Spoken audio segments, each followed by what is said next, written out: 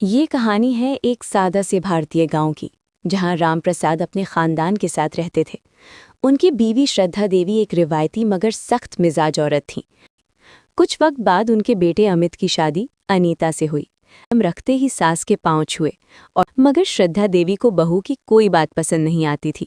کبھی کھانے میں نقص، کبھی کام میں کمی، اور کبھی بنا وجہ کے تانے۔ انیتا سب کچھ خاموشی سے سہتی رہی، کیونکہ اسے یقین تھا کہ صبر ایک دن ضرور رنگ لائے گا۔ ہر صبح انیتا پوجا پاٹ کرتی اور ساس سسر کی لمبی عمر کی دعا مانگتی۔ وہ دکھ میں بھی مسکرانا نہیں بھولتی تھی۔ ایک دن اچانک شردھا دیوی شدید بیمار ہو گئی۔ بیٹا گھر پر نہیں تھا اور ساری ذمہ داری انیتا پر آ گئی۔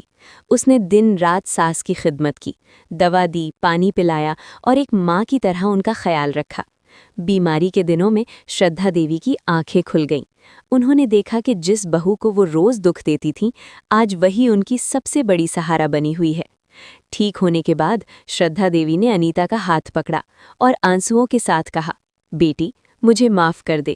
آج مجھے سمجھ آیا کہ رشتے حکم سے نہیں، احساس سے بنتے ہیں۔